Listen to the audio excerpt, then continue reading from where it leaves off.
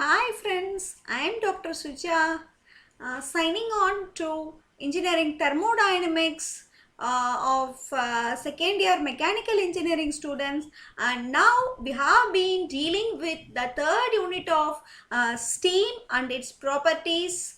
That is, it was considered as a pure substance which is utilized in all the power plant and all the industries wherever the steam applications is transformed to power, right.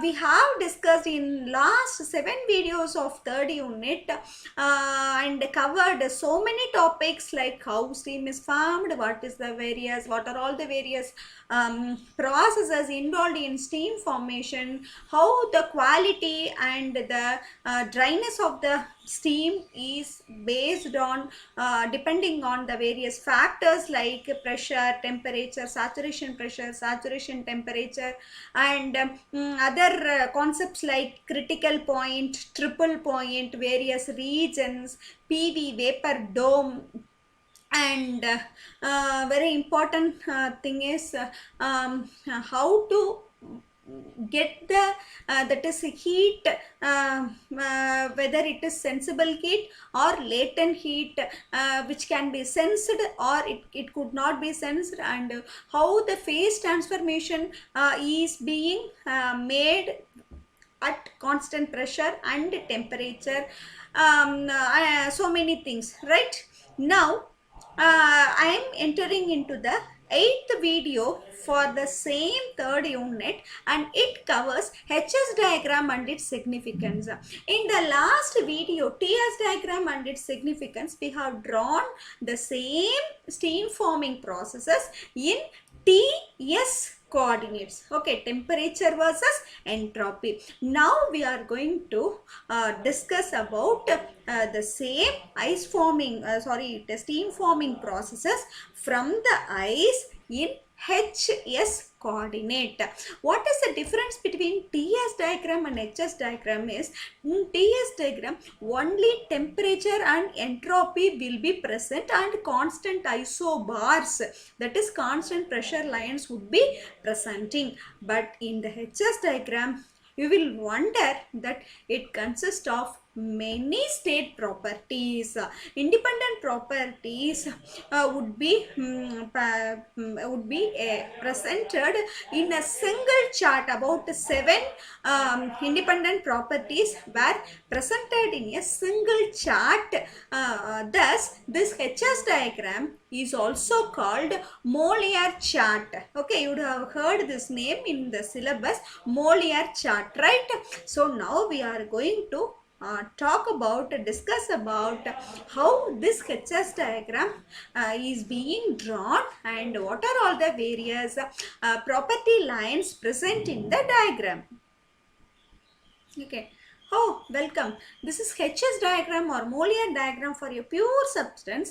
This is the theory behind how we have to, how this HS concept has come into play. So from the first and second laws of thermodynamics, the following property relationship, that is del Q is equal to del Q is equal to dE plus del W, right. Okay, so here del Q, heat transferred, is converted to TdS. The multiplication of the product of temperature into change in entropy will give you heat transferred.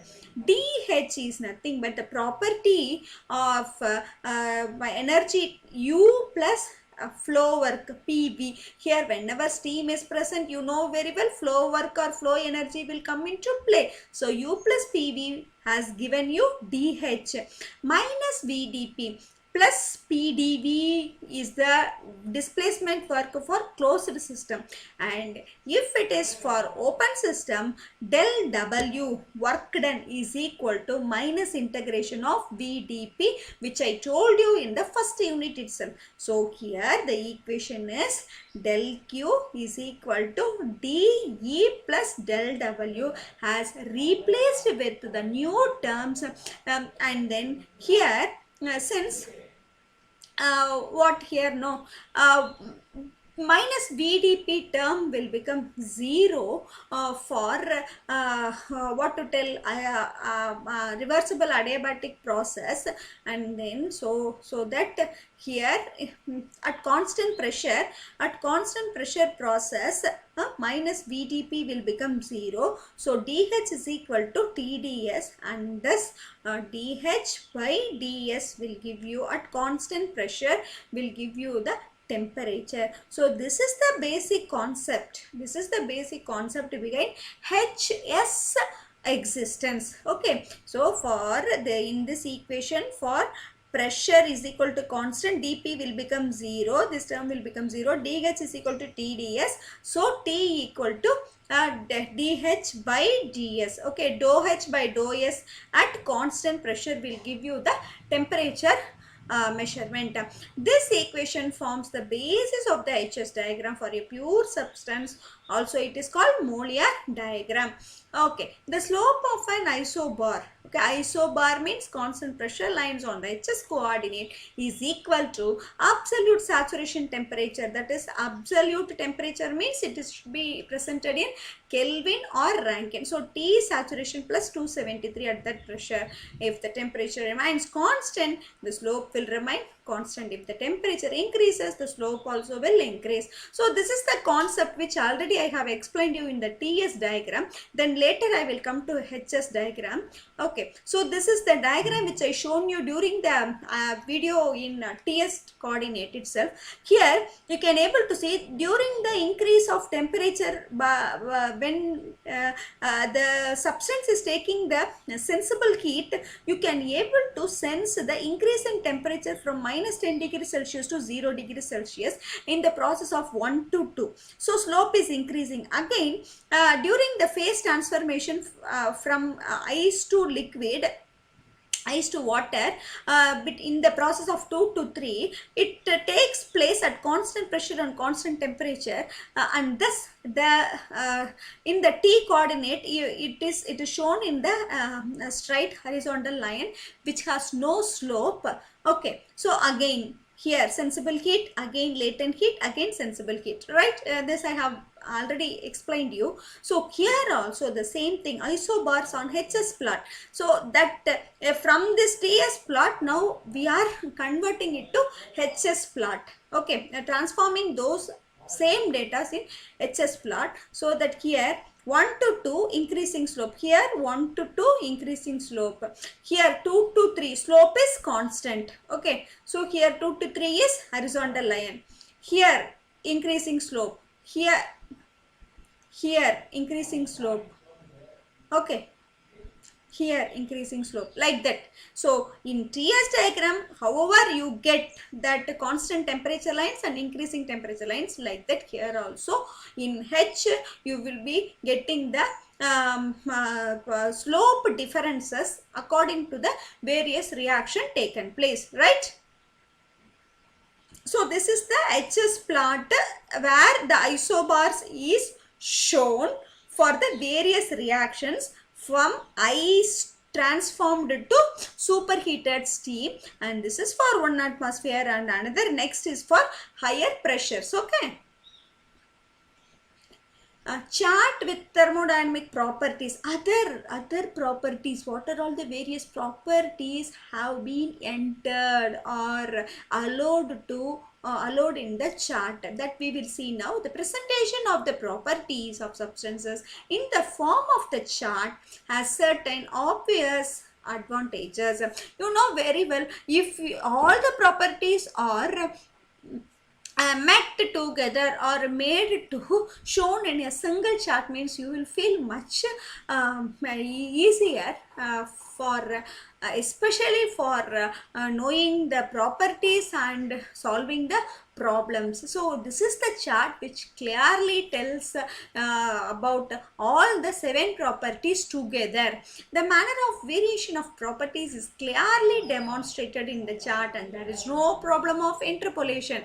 So when you are using the steam tables, it is very much needed to calculate the values by using the interpolation formulas when the in between values or to be evaluated. So now here there is no problem of interpolation, and the precision is not as much as in steam tables. Of course, anything if it is easier means then it don't have the level of accuracy like other procedures where we are taking some pains to evaluate the things. So here the precision is not matching with the steam table. Of course, the steam tables are precise and accurate than Moliere chart. TS plot and HS plot are commonly used. Okay, TS plot shows the vapor dome and the lines of constant pressure, constant volume, constant enthalpy, and constant quality and constant superheat. Its scale is so small and limited in use. The enthalpy entropy plot or Moliere chart has a larger scale to provide the data useful for many computations. Many computation means if you have all the properties together in a chart means it can be utilized for so many computations. It contains same data as does the CTS chart. Okay, so here all the lines have been shown in a single chart. This is TS plot. So this is TS, but we will be taking more, we will be giving more importance to HS plot only. So just to see here, X means dryness fractions line, constant pressure lines. This is superheated, this is constant pressure lines, and this is enthalpy lines. Okay, so this is here temperature is there, here entropy is there. Okay, so leave this one. Now you come to this Moliere diagram.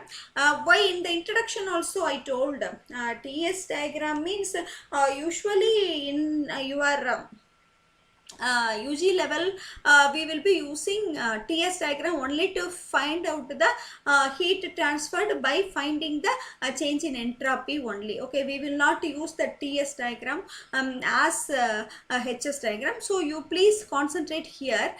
Here you can able to see this is the critical point. This would be given in the that is A3 size chart, so that you can evaluate and find the properties in a very accurate manner than what you are seeing in the slide.